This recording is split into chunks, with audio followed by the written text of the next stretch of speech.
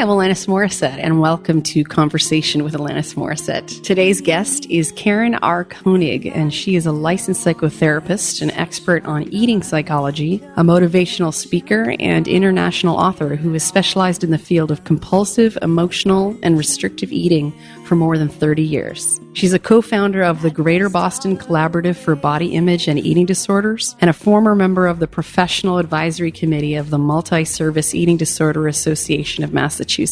Karen has authored several seminal books on creating a healthy relationship with food and our bodies and supporting the development of life skills that not only help in our recovery from eating disorders, but also helps us in our entire lives. Karen's website is drenched in profoundly helpful information for anyone seeking support and clarity around their relationship with food. Karen's books include Starting Monday, 7 Keys to a Permanent Positive Relationship with Food, The Rules of Normal Eating, the Food and Feelings Workbook, Treating, Eating, and Weight Issues, Nice Girls Finish Fat, and her most current book, Outsmarting Overeating. Karen has helped me in my personal journey of recovery from disordered eating, and I am grateful to her for the huge service she is providing so many around this oft misunderstood, complex, and oversimplified topic. It is my pleasure to welcome her to the show.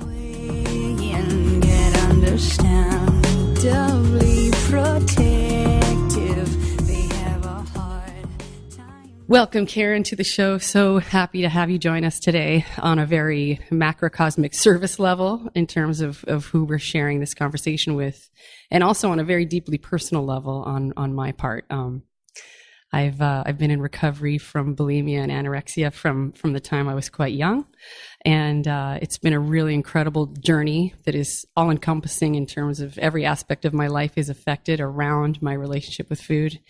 And my having found your books very early on, starting with the Food and Feelings Workbook was the first one of yours I got. I continued to read everything that you've written more than once, and I really appreciate your having been a teacher and a support for me, perhaps unknowingly. So thank you for that, and welcome to the show. Oh, my pleasure, and I'm delighted to hear that the books were helpful. Yes, very helpful. I'd like to start, if you're up for it, just having a sort of philosophical conversation around the idea of how the body standards have changed over the years. You know, there's a history of how we got to this place, and not all of it certainly, but some aspect of disordered eating is often born from our perception of how we weigh against, pardon the pun, how we weigh against the standard of what beauty really is. And it's such a small percentage of people who adhere to this standard, and the standard itself changes. And I'm curious what your take is on how it has changed, you know, from even the 70s and the 80s all the way to now. I have some thoughts on that as well, but I'm curious what your take is on it, and if you've seen the effect of the body standard changing show up in the areas of eating, people's relationships with their eating. Sure. Immediately, a statistic comes to mind that 7%, I believe it is, of U.S. women, or maybe it's worldwide, have that perfect body, or what we consider, tall, long-limbed, right, small waist, big breasts, and 93% of us try to look like that. And, some people are just born with it. And we have, in this culture, just so little tolerance for diversity in so many ways. Shape, body color, images, everything. Language, culture. Gender preference, yes. Everything. Yes. So, I think that's sort of always the backdrop that's, our culture picks one, and then everybody's got to be like that. And we do live, it's frightening to me every time I say it, in the most fat-phobic, thin-obsessed culture in the history of time. Yes. And do you have philosophical reasons for that in your mind about why we're so obsessed and why we hate and we're so repulsed by the idea of fat when it's just such a normal, aspect of having a body, and it's often very healthy to have a certain amount, obviously, around childbearing and all of it. Why do we hate fat so much, Karen? Well, I think it's the word you said. It's context. You go to places in Africa where there's no food, and fat is a wonderful thing. Mm-hmm. It means survival.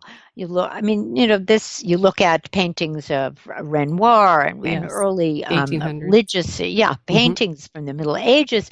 Gorgeous. It was, women were round. My grandmother was round. And she had had a husband who died, and then she had a boyfriend who was 100 years old when she was in her 90s. So, she was considered gorgeous. So, there's the women's movement. I think a lot of it is the pressure against women to be a certain way because, my goodness, we got to vote and everything, and then we wanted jobs, and then we wanted equal rights. Where's this going? Could egalitarianism be possible? But I what I notice is, so much of the energy personally that I put into trying to control basically what was going into my face and into my belly. So much of that energy wound up as I started recovering in earnest, wound up going into things that I valued more, so the more I developed what you call life skills in your most current book, which I read twice. I just love it so much. Outsmarting Overeating.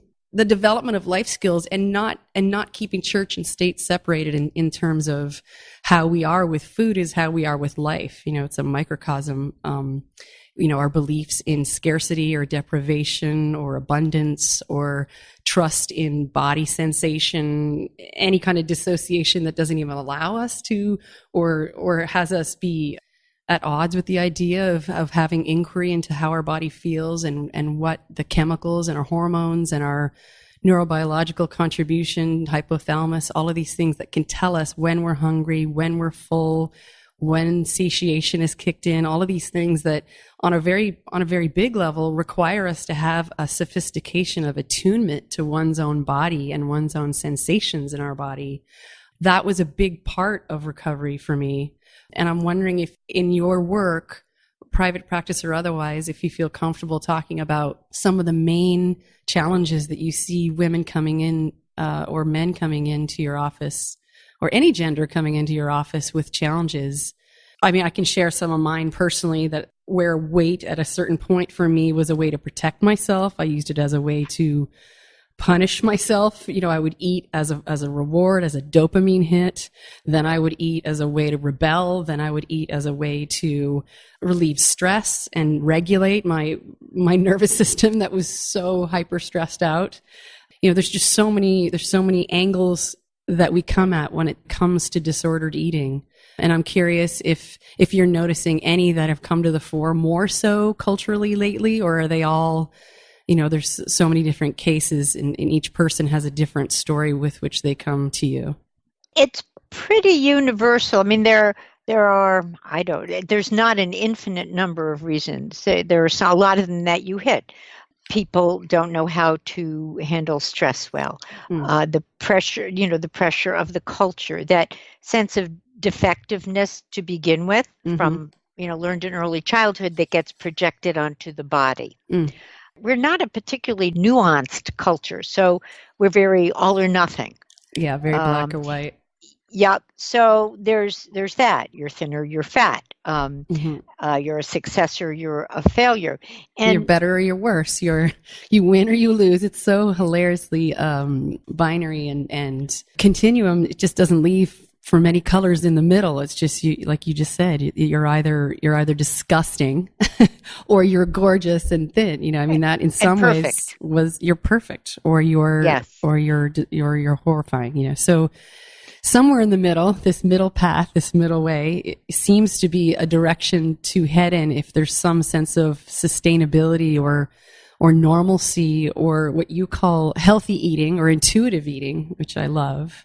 That this is a third option, basically, as opposed to the cognitive distortion, black or white approach that our culture just teaches us, that it is one or the other. And I'm constantly, even with my son, throwing in the third or fourth or fifth options, so whenever we're playing a game or, I love healthy competition is super fun and playful. And at the same time, I find myself as a parent constantly adding the gray area option, because it really doesn't seem to be what's taught to us especially when we're young, but even culturally, it continues to be the norm to be black or white. Yes, because it's important to be certain. The dysregulated eating clients that I have are, and myself, because I was what I call a world-class binger, and I had bulimia for maybe a year and a half, and chronic dieting. So, that was the first half of my life. So people come in. They want to be right. They want to know how to do it right. They're so uncomfortable with uncertainty or confusion, and sensing our body. I mean, it isn't an exact science. They keep asking. It's this vicious cycle. They want to know the right way to do it, so they go on a diet, and then that doesn't work. Of course, we knew it wouldn't. Right. But then they want another right answer, so they try another one. And so for a lot of clients, it is this idea of, well, just learn to trust, and it's okay if you make a mistake. You'll learn from it. It's so much beyond body acceptance. It's acceptance of one's humanity. Yes. Yes. And it's just who humans are. Yes. And the hunger, whether it's having been brought up by narcissistic parents or personality disorders around us in our caregiving environments, and just erroneous messages given to us about food or how we look. I feel from some things I've read, you can correct me if I'm wrong, obviously, but eating disorders and challenges around eating are starting to affect young people earlier and earlier. Is that the case? I've read a few statistics where it's saying the numbers are getting even younger now. Is that true? I can't speak to the numbers, but I will say that I can't imagine it would be otherwise. I mean, this is the national preoccupation, other than politics, and perhaps football. This is it. What do you weigh? What are you going to eat? How you look? How you should look? It's sort of a bizarre the anti-aging obsession. I'm like, wait, Let me get this straight. I'm turning 70, but I'm supposed to look 21. Okay, that makes a lot of sense. Yes. It's very confusing. Yeah. And so it's true. I mean, grandparents are pressuring their grandchildren. If parents haven't figured out what you figured out by the time they're parents, it gets sort of dumped on their kids. Yeah. And of course, we have this narrow view of weight loss when it's so complicated. So nobody teaches you, well, how do you do this thing? I always say it's a train. Think of a train. You've got eating as the locomotive, and you've got weight as the caboose, and the caboose follows the locomotive. So if you get your eating at a place where you want it to be, your weight will follow. You can't split those two apart and make them two separate things. And the more we focus on weight, the worse our eating is. Right. And then there's the extra compounding of those who may not be adept at the subtleties and how complex this conversation is, because it isn't simply, we've seen that diets don't work. We've seen that most of us, if not all of us, gain back the exact weight we lost in whatever diet we were on, and then some. So we've seen that happen again, yet there's a part of us that still believes that it's purely a mathematical thing, as opposed to it's a very holistic inquiry into how we are in our lives, and how we are spiritually and emotionally and mentally and psychologically, and how and to what degree we take care of ourselves, and what our esteem is, and what we're trying to control, or what messages we're trying to send, and what perfectionism level that we're at. I mean, it's so complicated that one of my big pet peeves over the years, especially in my teens when I was struggling the most, was getting feedback from people who would simply think it was a willpower issue and say, oh, just suck it up, or just do this rigid thing. And now I also want to say, as an important aside, I think that some level of knowledge around nutritarianism, as I call it, an understanding of food, understanding of neurobiology in the brain and hormones and what's released, and what am I chasing when I'm stressed out and not breathing deeply when I eat food? And why is it that creamy things? I have this whole theory with the stage of development, like what foods we crave based on different stages. The attachment stage for me, when I'm yearning for that kind of embryonic eye contact, skin on skin attunement. When I don't have that, and there were many times I didn't have it, I would seek it out. I had perfectionism things going on. So at a very, lengthy period of time, my drug of choice, so to speak, was food. And when I had that attachment hunger and hunger for that sense of connection, and that embryonic thing, I would crave creamy foods, and savory foods, and then when I was feeling low energy or had some issues around perhaps my stage of competence, I would get into the more caffeine and the more kind of stimulating foods, chocolate. And then when my hormones, I was really underinformed about how hormones affected my moods, how it affected. So the more I learned on a very holistic level about how this vehicle, and not just instrument, when I started to see my body as a vehicle that I can decorate and have fun with, but it's ultimately this miraculous vehicle that is taking this funny spirit around for a short time. The more I did the trauma recovery work, the more I do the trauma recovery work, the more I see that this is not just about willpower and take those chips out of your drawer. For me, sometimes it's specifically keep those chips in the drawer. There's so many different ways to approach this. So when there's one sort of panacea one-liner about what someone's perception is of a disordered eating situation, I get red-faced emoji. I get a little cranky and pet peevy about that. It speaks back to we're not nuanced. We want these simplistic and simple answers. Tracy McNabb wrote a great book, Secrets from the Eating Lab, and she talks about willpower, how it is finite when you talk about biological imperatives, and eating is one of them. So you can say no 19 times and have fabulous willpower. And that 20th time, you don't have any left. Right. It's that what you said, the biological imperative, it's your body wants to actually stay alive. And I noticed that the biochemical part is in some ways exempt from any thoughts I may have about it that are of the willpower kind. So if I can be willpower master, and anyone I know, anyone whom I've met with disordered eating of any kind has more willpower in their baby finger than most people I know in their whole body. So for me, the willpower conversation is just really reductive, like you said, and it's a way for them to one-dimensionalize and maybe move on to the next topic, because it is so complex and it is so requiring of nuance and subtlety and empathy. It's a challenging concept. You're dealing with biochemistry, you're dealing with hormones, you're dealing with circumstance, you're potentially dealing with trauma. For me, I have sexual trauma in my background too, and fat was an incredible way of staving off sort of predatorial glances or predatorial moves toward me. I would literally notice the difference between when I was quote unquote svelte and then when I would gain weight almost, rebelliously, purposefully, painfully, protectively, geniusly, and when I look back, I just think, wow, that was kind of an unconscious, albeit genius move in protecting myself from unwanted gazes and unwanted interactions that were really painful for me. So, kind of genius in a way, whether it's unconscious or not. So there's the sexual trauma background. For me too, I notice that when my circumstance or my life is particularly chaotic, my immediate go-to, and I'm ashamed to say it, but it is what it is. My immediate go-to is to try to control what I'm eating. Now, it doesn't necessarily mean that I do it. I'm thankfully done enough work to have some observing ego where I don't impulse control. But at the same time, I just notice when things are chaotic, I just want to control what I can. And the first thing that I think of is, well, I can control what goes into my mouth, or specifically doesn't go in my mouth.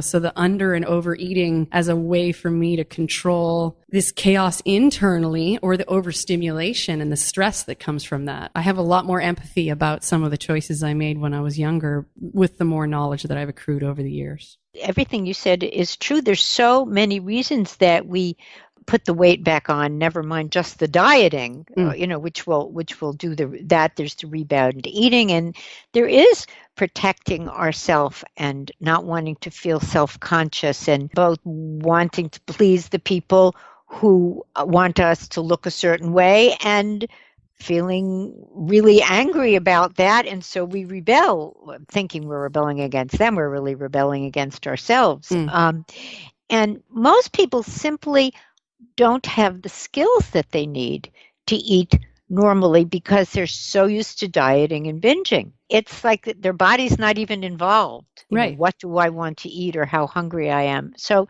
my mission has been to really cover all the areas, resolving these mixed feelings about weight, learning life skills, adding personality traits that we need and getting rid of the ones that we don't. And it's all about becoming the person that you could be, not just, and then the eating follows suit. Yeah, and what you're describing, I mean, it's warrior work to me, and not of the willpower variety, but more of the willingness to be introspective and to look at what's going on and to develop a sense of self if some of the developmental stages were skipped or the tasks remained unfinished. I mean, it has a cumulative effect that affects everything in our lives, especially for me, food. It's one of the places that indicates what's going on with me. And the life skills that you speak of, are you up for me just listing a few of them so we can dive into a couple of them? I loved the focus on life skills because so much focus on just food and calories and weight and omegas and all the nutrient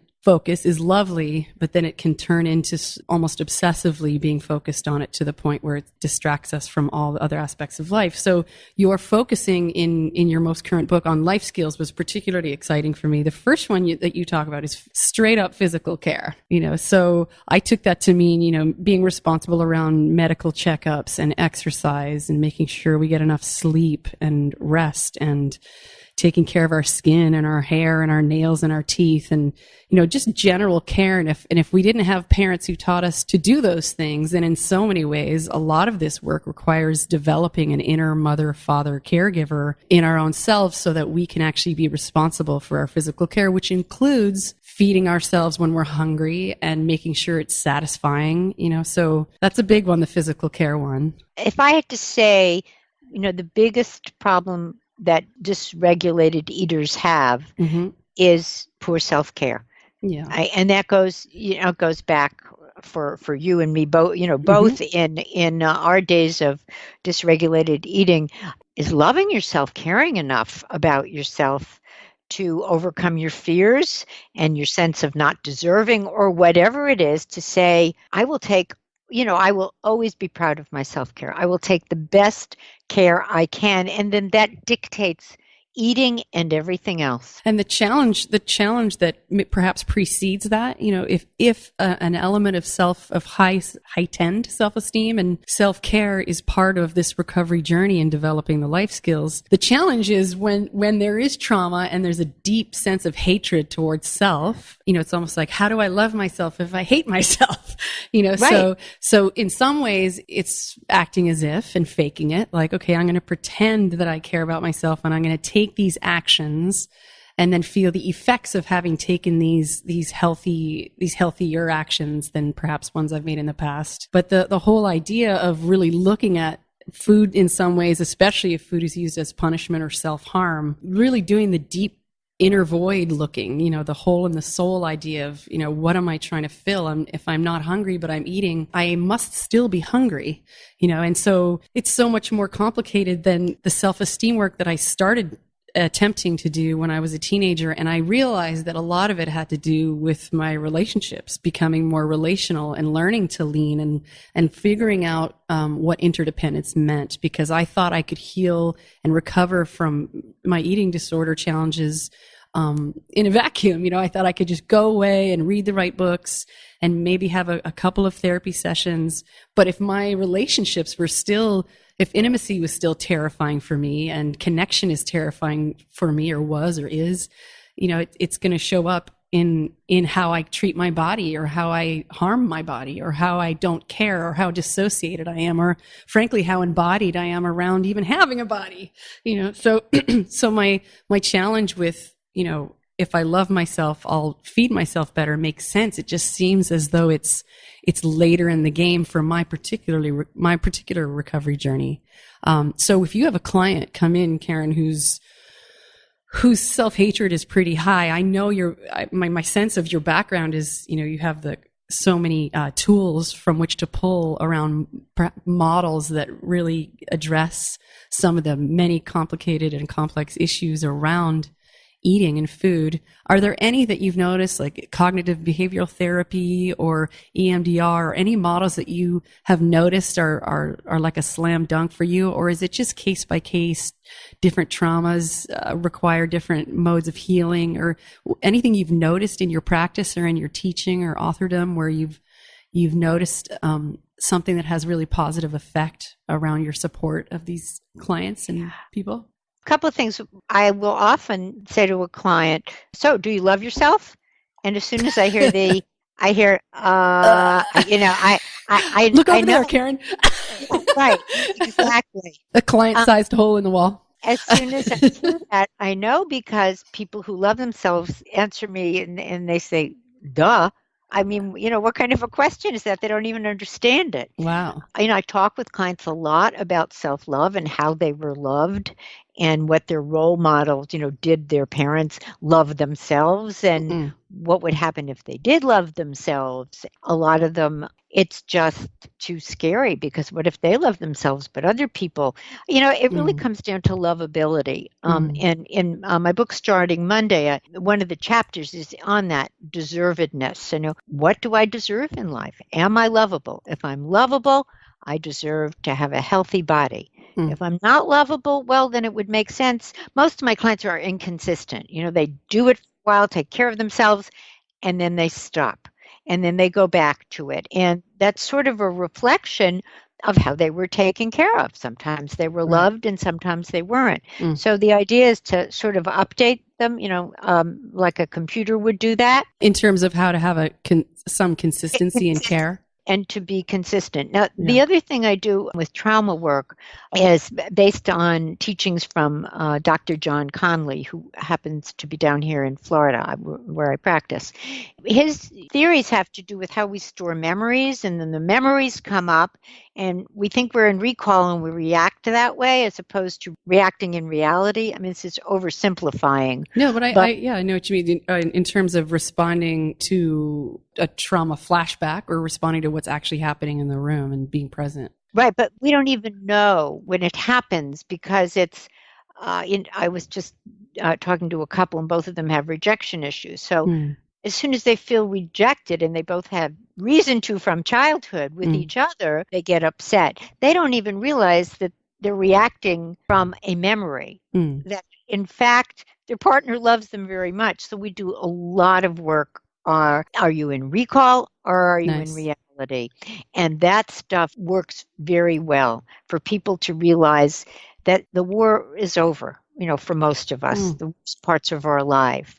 And now we can pay attention to, who is this person in my life? What do they really mean? Rather than going back to it's always rejection, or what are the old things that come up from memory? Yeah, and you're speaking to the relational healing aspect of committed, intimate partners or friendships, or even professional contexts where there's some long-term aspect to it. It's such portending for healing. And the recall or reality, I love how you put that. The idea too that, if we have that compulsion to repeat, and we're bringing people into our lives that treat us not dissimilarly to how we were treated when we were younger, it would make sense that we'd be repeating some of the dynamics, and there may be some repeated judgment about what food we're putting in our mouth, or how our body comes across, or so being careful too around some of it is recall and triggered traumas or pain from the past, and the person sitting across from us just adores us and wants the best for us. But I think sometimes it's 20/80, or my husband and I joke about, if I'm triggered in any way, I'll just say,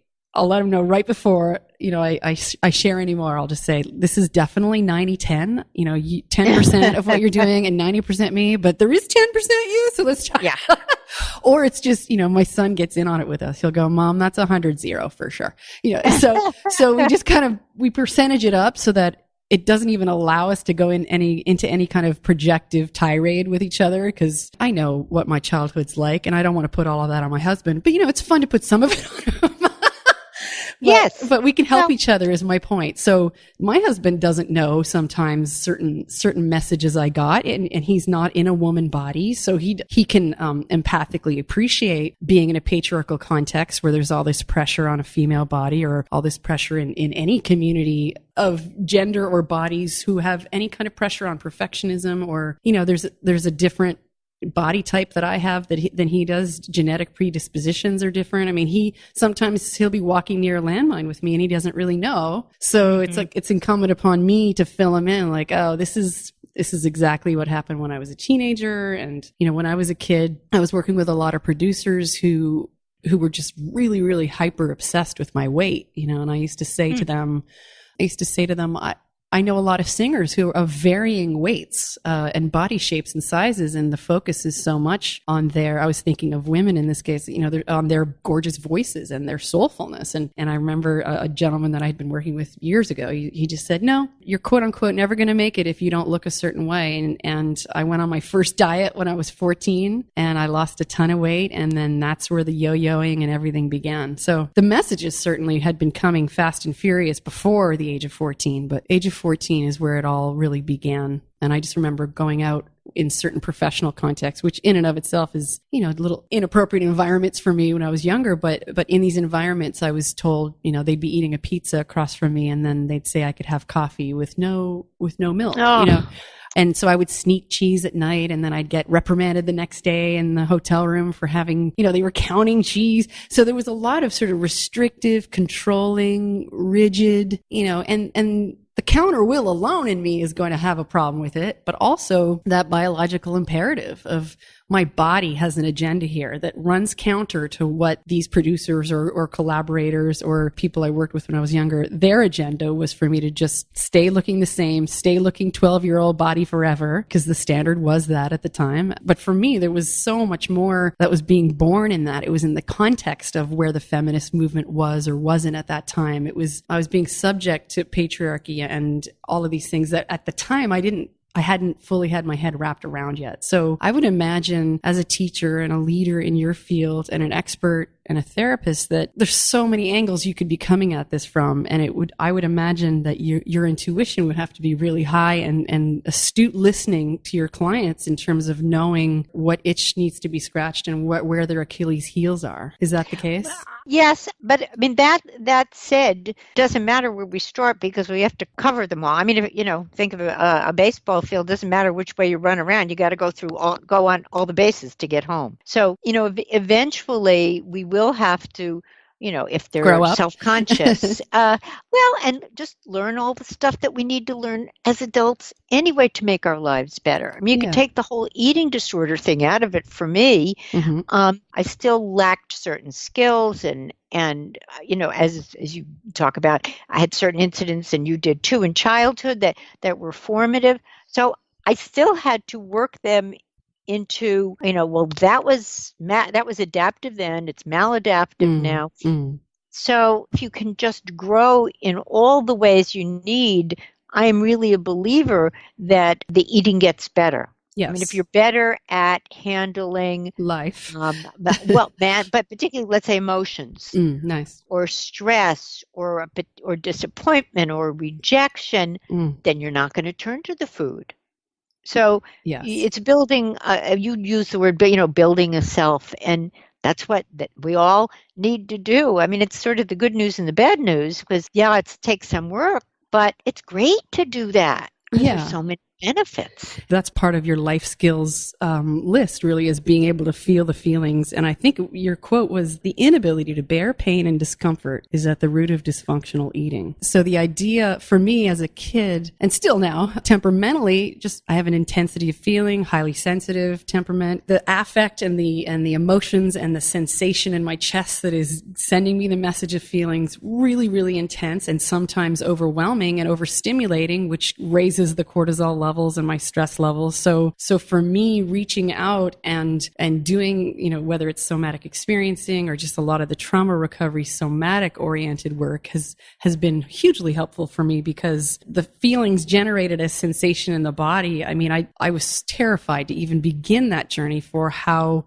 intense my feelings had always felt. And that frankly, I'd felt alone in these feelings. I didn't have support around me about how to navigate them, how to appropriately contain them or express them, and in which context it would be appropriate. I mean, this is all subtle parenting stuff that we ideally would teach our kids, of how to channel anger, how to tolerate frustration, where to put this current of energy that's coursing through our bodies at varying different speeds. There's so much responsibility around managing a human being, a human creature. And so as a young person, these life skills hadn't even really begun to be part of my arsenal. So feeling the feelings one was always a turning point for me, because I would think, oh no, this is where I might get stuck, because there are so many feelings, and where do I go to navigate these, and where do I go to transmute them or let them move through my body? And again, the focus and the onus for me became about relationality and reaching out and cultivating more commitment and more long-term, both feet in kind of relationships, whether it be with a therapist or in a group, or group was a little tougher for me being recognized. It presented a few more complications, but just relationship nurturance. I felt the more I put into relational functionality, the more my feelings were welcomed, and that I could move through them with support. And then I wouldn't have to run to the fridge to regulate and to calm myself down at midnight or take a deep breath or whatever it was. So the feeling ones in your life skills is a big gold star for me. Not to say the achievement version of gold star. I just mean it's marked as one of the big ones. Well, I think, you're talking about self-regulation, which is really, what it's all about. And I talk about that in almost all of my books, that if our parents don't regulate for us, which is where we learn it, or they are not self-regulated, we're just bereft of those skills. And it's very hard to go through life feeling that kind of dysregulation, not knowing how to soothe it. And so we do the best we can. And, for us, it was food. Yeah. And a few other things. Yes, and but more on that later as well. My little whack-a-mole choices. And, and I look back and I have some empathy for that part that was just trying to keep it together and soothe however I needed to soothe. And I do remember such great empathy and mercy I went to my first therapist, I think I was 15. I quietly went there and didn't tell my parents or anybody, because I had a lot of the overachieving perfectionism issues as a child, and, still challenged a little here and there with them still now. But I went to a therapist to talk about food and how to address it. And I remember the self-soothing, I didn't even know where to begin. And then the shame around, the one thing about, for me, bulimia and binge eating, which I was doing, was that my weight was fluctuating up and down a lot, pretty markedly, to the point where it was obvious. And that continued through my 20s and 30s. And I'm still a little challenged with it now, and you wrote beautifully about the different stages of life, bringing up different relationships with food, which we can get into in a minute. But, post-pregnancy and weight gain and weight loss, and the pressure that is on so many female bodies to lose weight within 3 hours after having given birth. And, it's just like, wait a minute. I think that had a lot to do with the postpartum depression that I experienced. Was all of a sudden I was in this different body. And because of many reasons, I couldn't frame it that my body was just doing a magical, hormones were changing, and I was just transmuting into this new archetype of mother. And so much physicality was changing around that too. But my point in sharing that I went to see a therapist when I was younger, secretively, was really just about the shame of feeling so out of control, and yet still wanting to have this sort of perfectionistic, overachieving, poised survival strategy. My whole role in my family was I was very parentified. So it was for me to stay mature and poised and have it all together, so, I just know perfectionism is at the center of this, and rebellion, they're basically both ends of the same spectrum, right? Overachieving and then rebelling on the other end. We have to be able to make messes, fail, do the opposite. That's just life. It's going to happen. And years ago, I think I was in my 20s, I wrote a column for a local paper in Massachusetts on learning how to fail well. Beautiful. And because we're always taught how to succeed, but right. Certainly at 71 now, I'm really glad I learned how to fail and make mistakes and lose and not be perfect, because it makes life much easier. And now I can teach other people how to do it. And, it's something that I do all the time in my sessions, particularly with my perfectionistic clients, or the ones who sort of split off, they're terrible and I'm wonderful and I have no problems, is always point out my mistakes to them. And that's the modeling that most of them didn't get until they're able to be more comfortable with not being perfect. Right. And being a human being, and even the word, I'm always fascinated with the etymology of words, and the word failure and the word imperfect and the word, as though there is some standard of rigid perfection, or there's some standard by which we need to measure ourselves, in and of itself is erroneous and dangerous, because, the failing well is such a beautiful concept. Really, it's an invitation to just allow our humanity and our studentship. As a student, I really resonate with the archetype of being a student, and I think teacher and student are sometimes the opposite sides of the same coin. So learning, it's basically a humility, and for me, humility is a portal to spirit and God and trust and love and light and all of these things that are our birthrights and are at the center of our beings, in my opinion anyway. So the idea of just approaching life as this sort of humble creature, gaining knowledge, gaining experience, accruing wisdom, falling down and just, learning to laugh at myself. And, there's so many those are all life skills too. And mindfulness is number 3 on your list around, and how I interpret that is just, the maturity, the growing up of being able to stay present, and what you said earlier about having a sense of whether I'm in recall or whether I'm in present time reality, all of those, that agency and that ability to have the observing ego and to watch myself and to notice thoughts that go through my head that are false, and the mindfulness practice of noticing thoughts, feelings, behaviors. This was another capacity that I wanted to cultivate in order to grow up, but also to heal my eating challenges as well. So mindfulness is a big one. With that, I would add, and I've certainly blogged on it, that we also need intentional mindlessness. And because that's what drives us to eat. We want to make a mess. We want life to not have consequences. That was what easy eating was. It was in the moment. And of course, I didn't think of the consequences. That we don't. If we did, we wouldn't be eating. But plus, there's dopamine and all of that too, right? It feels yes. Oh, yeah. All the chemicals that are being released pleasure. Of joy, pleasure, relief. But that's the key to learn. How can I get that in ways other than food, where there really aren't consequences? Whatever, like painting, painting, or painting like a wild person, or whatever it is. Having that way to let loose and live in the moment. Play being doing something in the moment, fun. And work being there's the goal, right?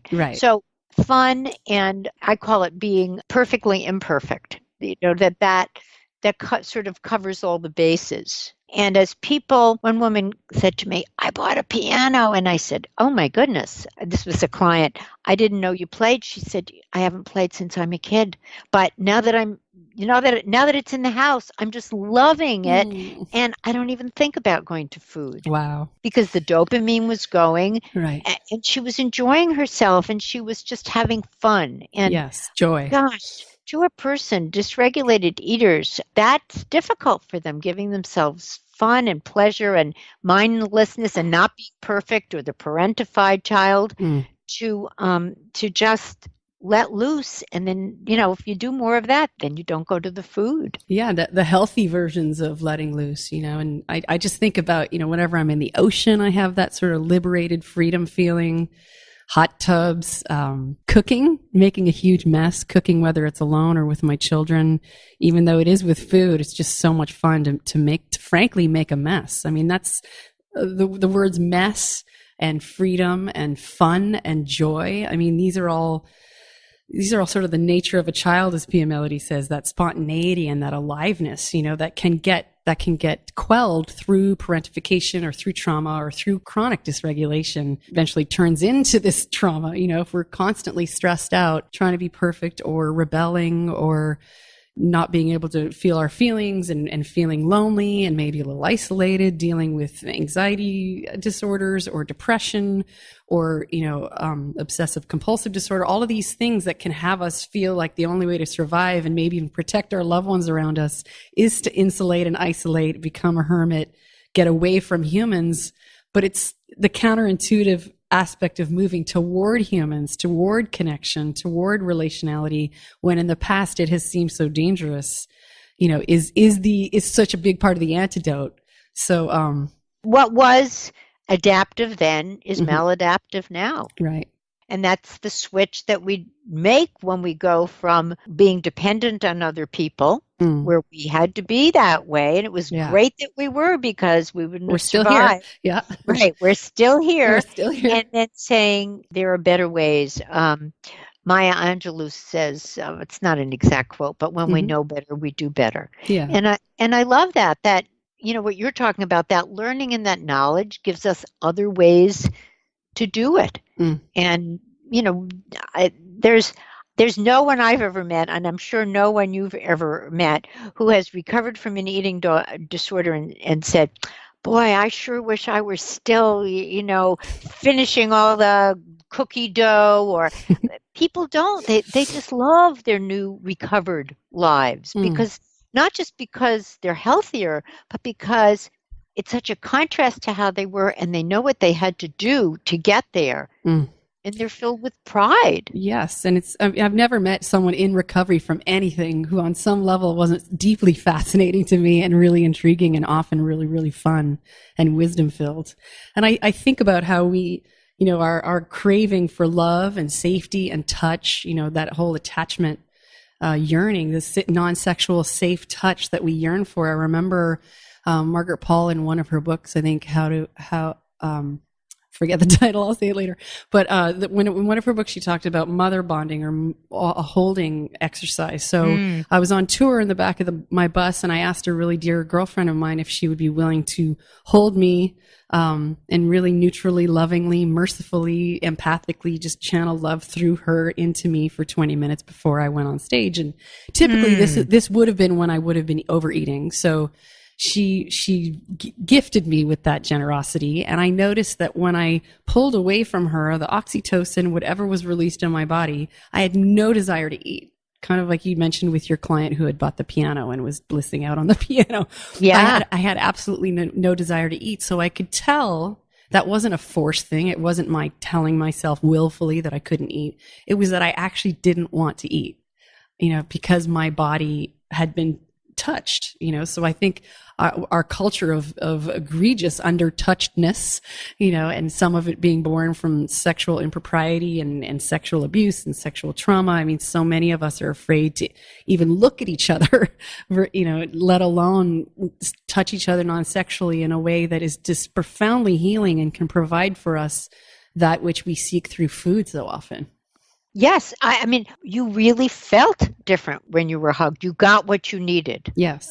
The only time we need that food is the right thing for us, and most of the time it isn't, except if we're A, hungry, or B, occasionally want a tiny little bit of pleasure. Yeah. But other than that, food is rarely the answer. And those are very specific times.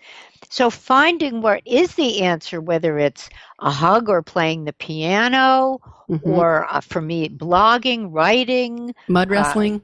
No, I'm not into that. Calling a friend, that really feels satisfying. Yes. And I mean, it beats anything dysregulated with food any day. Any day. Yes. So to keep going with the life skills, you also have problem solving and critical thinking as a really necessary element to, the maturation process. So that's sort of the rational thinking, problem solving, being able to, present sacrifice for future gain ability. Will you tell me more about how you see that in your clients and in your practice cultivating the problem solving part of our brains to help in the healing? Well, most of us, and I've done blogs on this, most of my clients confuse worrying with problem solving. So they think, well, it's on my mind all the time and I can't sleep at night. I must be problem solving. It's not problem solving, it's worrying. It's ruminating. Ruminating or anticipating, but Yes. it isn't actual problem solving. For that, you need critical thinking skills. There's the organic process of gathering information calmly, looking for evidence. So for clients to learn this, then they can give up worrying, because worrying is so difficult that then they turn to food because they want to stop the worrying. So I do a lot with that, critical thinking skills. The idea, and you touched on it earlier, of these two skills, frustration tolerance and delaying gratification. Yes, that smells of maturity. Yeah. Well, and those are the things that hopefully we learn as children if our parents can teach us, if our parents have it.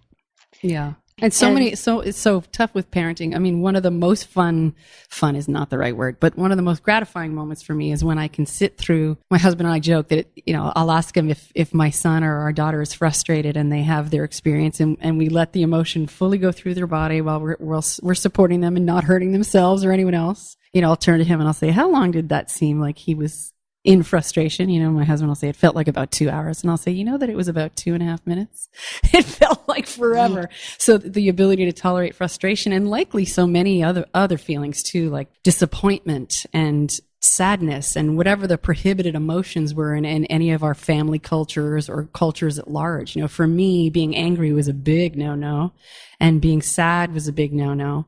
And I remember having come to my parents and some of my caregivers at times and asking them to help me figure out what I was feeling. I felt like I was feeling 15 things. And at the time, because of the parentification, it was turned around and I was asked to figure it out. What are you feeling, Alanis? I'm like, I don't even know, but I just want to eat because these feelings feel so unpleasant and I don't know how to manage them and I don't know how to tolerate them. Tolerating is, again, sort of a mature, developed quality. So, yeah. Well, I run through with people what's, evolutionary purpose of feelings. It's to get us to do something to move towards pleasure and away from pain. That's what feeling emotions are for. That's how they have evolved. And so remembering that, also remembering, well, just that they have a purpose and a function. I always say they're not just there to annoy you, or drive you crazy. Or overwhelm you. Reason, right, yeah. Or overwhelm. They're like senses. The senses tell us, go towards this, go away from that. So do feelings, and just use them that way. They're value neutral. So then also explaining the difference, though, between having a feeling and how we express it. So many clients come from households where there was a lot of anger, so they're afraid to have anger. And then we have to talk about, well, you only saw one way of anger expressed. But destructively or otherwise, yeah. Right, destructively, what would it look like to have positive anger and use it for betterment? Yeah, activism or otherwise, uncoupling anger from destruction or anger from meanness. I'm in the middle of doing that just this week. Uncoupling anger from meanness, because my perception was, there have been moments where I've been a poster girl for anger, which, proud of. However, I just kept thinking people are afraid of this part of my comfort with anger because perhaps we're all so many of us are associating anger with meanness and cruelty and masochism. But anger in and of itself is just this lovely life force trying to indicate something needs to change, or there's been a boundary violated, or exactly telling us to do something. Yeah, to shift something, right? Yes, exactly. So I imagine people are afraid of your anger because then they get in touch with their own. Yeah. And they're not interested in doing that because it's too scary for whatever reason. Yeah.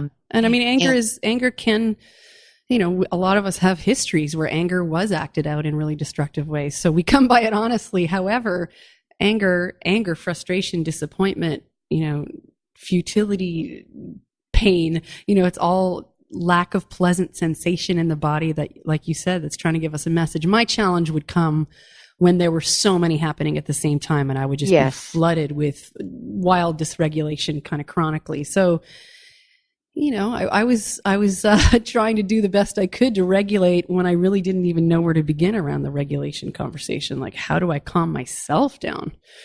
So as I get older, there's so many different ways that I can do it, and I've learned different ways. One of the other life skills you have is goals and goal setting. How do you see that positively affecting a whole life and someone with food challenges? I find, and I've been doing this over 30 years, that usually because the goal for dysregulated eaters is to lose weight, that they're so goal centered that I try to get them away from goals and to just move along with the organic process. And I mean, I've been fairly successful a person, and I am not goal oriented at all, and people are shocked. I had a friend who said, "You must be." It's like, I'm really not. I do what I want to do, but I'm really in touch with what I want to do. And that's the intuitive, like attuning to what animates you, like how life courses through you, and what your next step is intuitively to be, so as opposed to letting life be all cognitive and just planning and just saying, I want that number on the scale to be 104 and that's it, regardless of genetic predisposition, regardless of anything. So you're saying that goal setting when it's rigid is not going to help.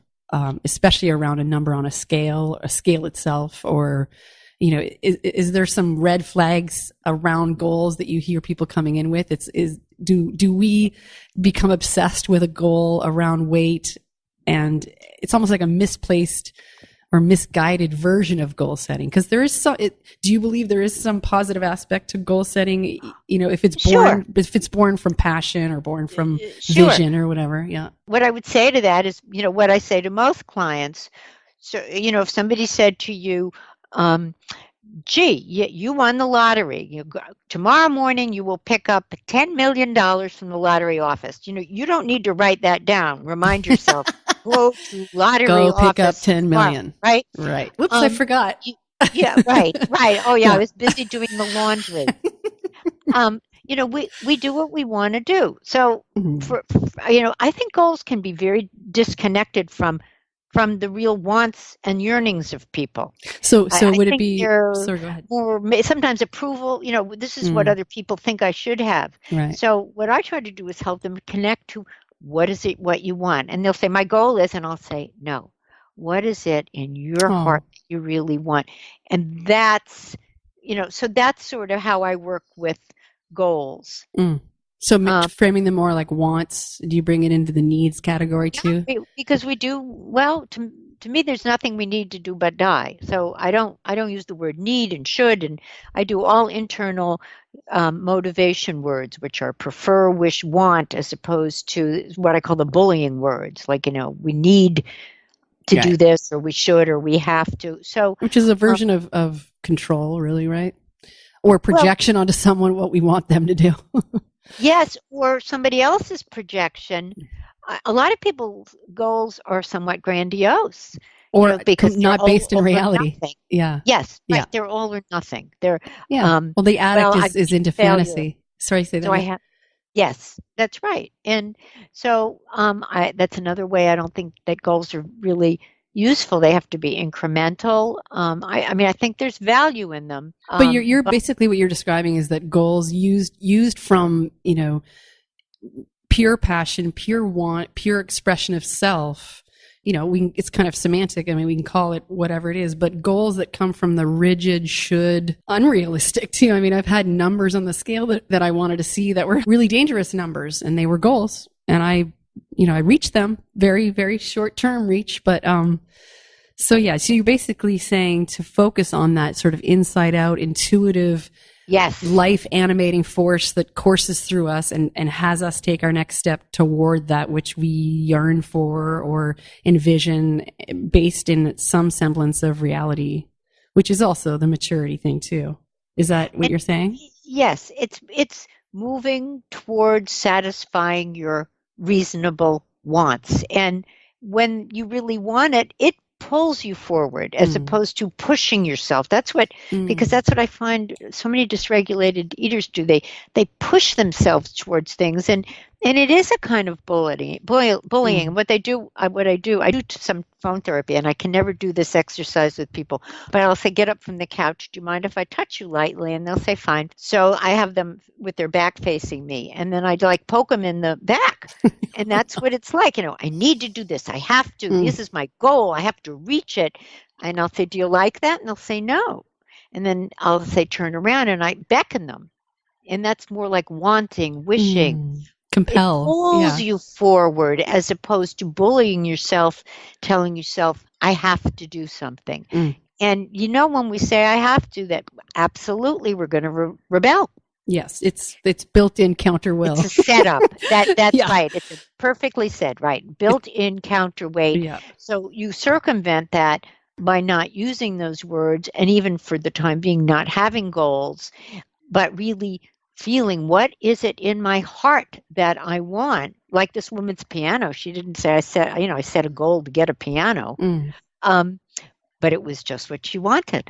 Yes. And what you're speaking about around this compelling pull invitation is, it requires attunement to the physical sensations of feeling pulled towards something. It requires an understanding of the sensation of feelings. It requires enough presence and mindfulness in order to be able to tune into the internal messages. For me, it requires being self-regulated and somewhat calmed down. So it's almost like this part of the life skills is really, it's cumulative with all the other ones. Once all the other life skills get nurtured and cultivated, that the presence and the attunement to our own sensations and nudges and messages and compellings would be more natural. It would be more a way of life eventually, right? Yes, and all the life skills go together. I mean, if you're more conscious, living more consciously, you're going to pay more attention to body wellness and self-care. And you're also going to pay more attention to, well, what do I really want? A client said to me, our family does this every year for Thanksgiving, and so I'm trying to get her to get more in touch with what she wants. She said, this year I decided we're going to do something different. I mean, so all these skills are tied in together. And you do a little of one, and then that leads you to doing more of another, and we never become totally skilled. That's not the point. The point is having sufficient skills to live functionally, to not be obsessed with food or weight or thinness. And stopping the harm too, right? There's so much harm that we can do through misuse, overuse, underuse of food. It's like stopping the harm. Well, yes, and just, when I hear you say that, a client just said to me yesterday, she said, food just is not that important to me anymore. And I said to her, well, yahoo! I mean, to not have it be at the center of our lives other than feeding and nourishment. Right. But and a little joy. A sensual pleasure.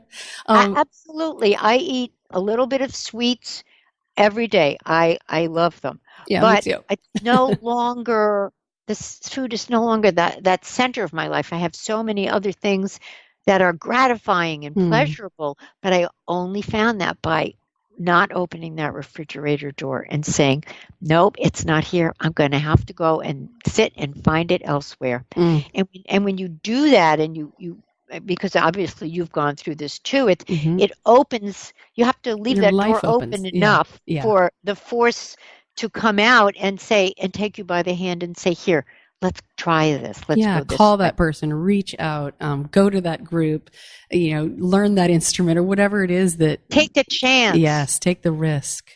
Yes. And the last one of the life skills list that I saw in your book was the balancing work and play, the capacity to really, rest. You did allude to it earlier with, the intentional mindlessness. I just love it. I call it brainless activity, even though the brain's still involved. But I love the idea of balancing work and play. Being a recovering work addict too, I just think our culture has normalized work addiction to the point where it makes so much sense that all of us are mindlessly eating and using food or alcohol or any number of the whack-a-mole choices and addictions to to regulate ourselves after being, working too many hours and having it praised, as opposed to, I often use the example of if someone was doing heroin till 4 a.m. in your apartment with you, you'd have great concern. But if someone said, yeah, I finished my report last night, I worked till 5 a.m, they likely would receive praise and congratulations, So not to say that there aren't moments where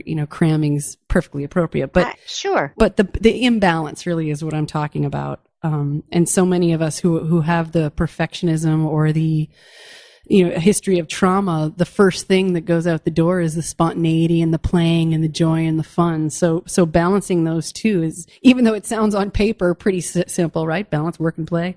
It has wound up being one of the most challenging parts for me. Well, I think it is for a lot of people. I mean, some of it is our Puritan culture and just, this idea. And, I spent a lot of time in New England, and, you got to be a serious person, and work is valued more than play. But if you want to be a full human being, again, value neutral, just like feelings. There's no good and bad feelings, and work isn't better than play. Play isn't better than work. The problem is when we're working and we feel resentful, and then we go play and we feel guilty, and then we enjoy neither. So by being able to say, I value work, I value play, I just want to have them in balance, and neither is better than the other. And they both feed each other too, don't they? Yeah. Oh, yes. I mean, they're both really important, and if you can sense it in your body, that's the goal. That's the goal there, which is now it's time for me to work, time to have fun.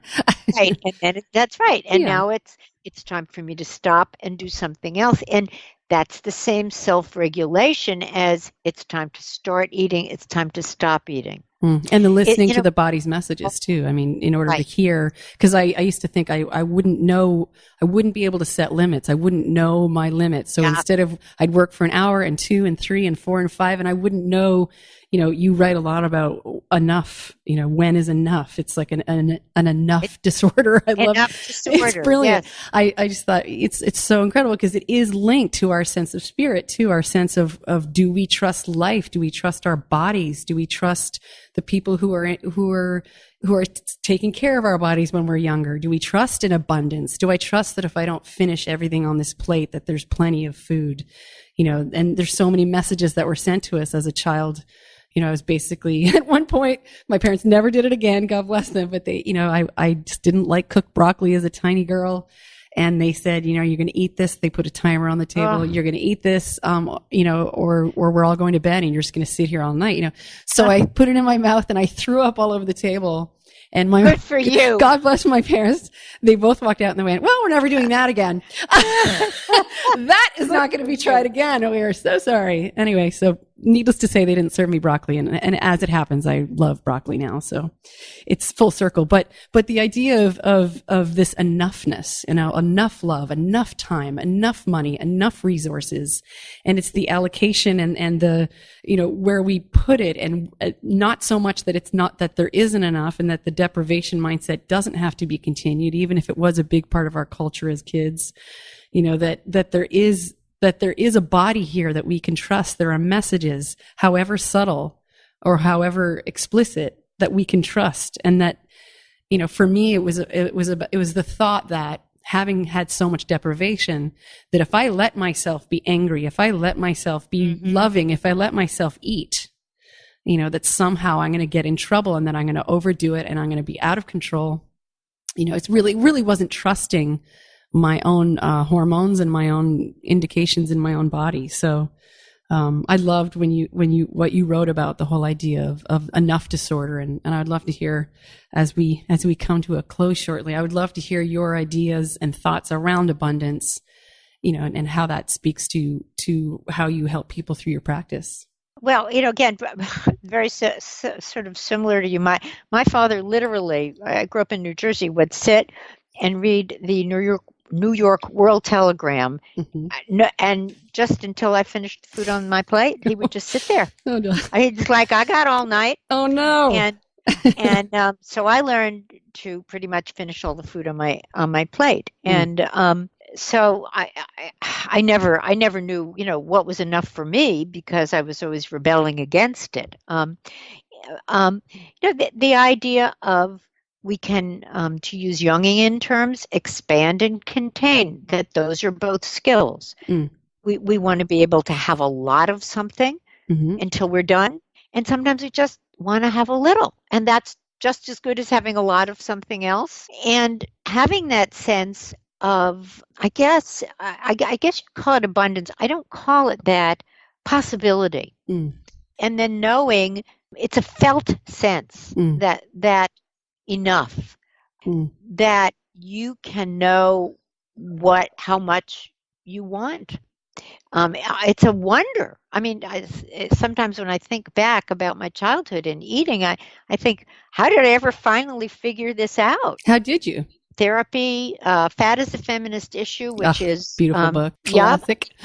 I was in the 80s, and I literally would carry it around and talk about it. My friends would want it, so I bought another copy to lend out because it was like an AA Bible. It really is still a Bible. It's awesome. It's wonderful because it said you can stop dieting and binging. And my thing was always, if somebody else can learn to do it, I can learn to do it. Yeah, nice. So yeah, I was very fortunate that Susie Orbach came along. Yeah, no kidding. Little moment of silence for Susie. God bless. And the 4 rules that you speak to that really encapsulate so much of the healing and the recovery journey. 1, eat when you're hungry or you have a very specific craving. 2, make sure that it's satisfying on some level of food. Well, not good or bad. I mean, that you really choose food that satisfies you. Yeah. And that they can't, and I'm glad you just said that there aren't good and bad foods. And I really attempt to make sure that in our family and with my kids that there is no such thing as good or bad food. It's just about, what do our bodies need? What does our sense of well-being need? If they're going to need a cupcake or want a cupcake once in a while, who cares? Have fun, enjoy.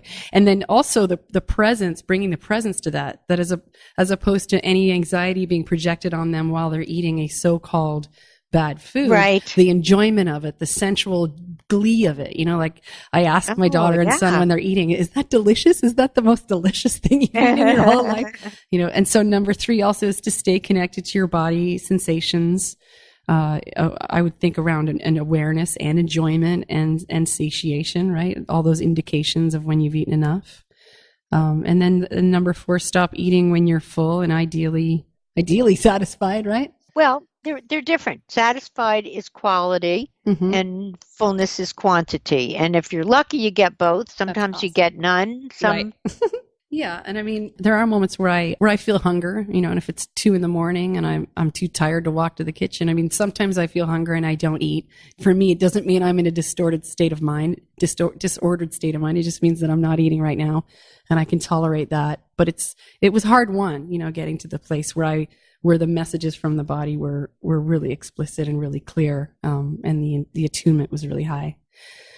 But I also think for bodies, like as a young woman, cardio, endurance, you write about muscle strength and muscle endurance, body composition, flexibility, power, agility, balance, coordination, all of these aspects of having a human instrument, whether it's with athleticism or anything, dancing, moving, walking, there's hashtag movement culture. I mean, there's so many ways to move our bodies that reflect the miracle, really, of being in these instruments that serve us for a short time, but a really important time.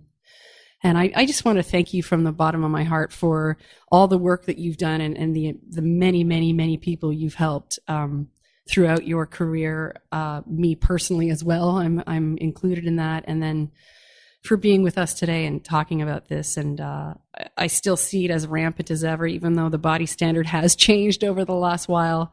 There's still so much dysmorphia and so many complicated feelings and considerations around this whole conversation that when I hear fatism, in general, or I see any disparaging comments around women's bodies that are confusing, I'm so happy that there are people like you in the world, Karen. Because just the last thing I want to share about that was there was a photo that was taken of me many years ago, and where it was from my backside. I was on stage, and at the time in the press, it said something like, "Oh, Alanis is fat or she's pregnant, or as though that's a disparaging comment, by the way. It was really disparaging. And then same photo, Karen, 15 years later, exact same photo. It was some comment about like, look how hot her ass is. And, she's so curvy and so yummy. I'm just like, I cannot win here.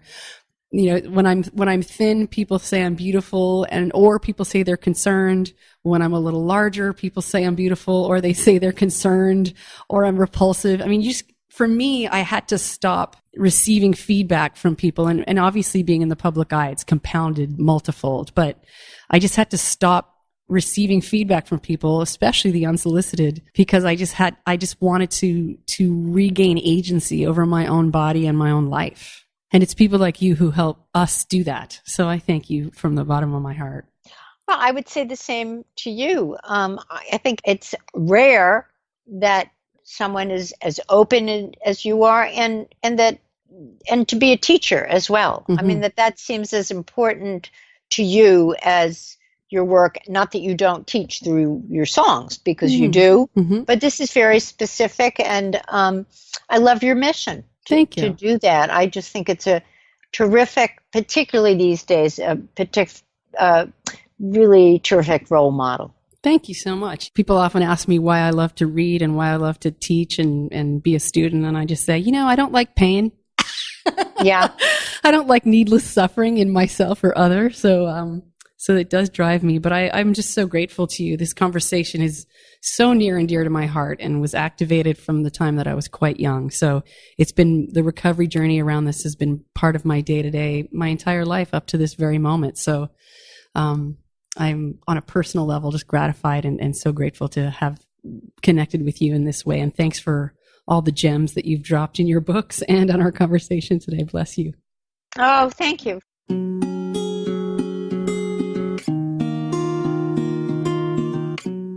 Thank you, everyone, for listening. It's a joy to share these podcasts with you.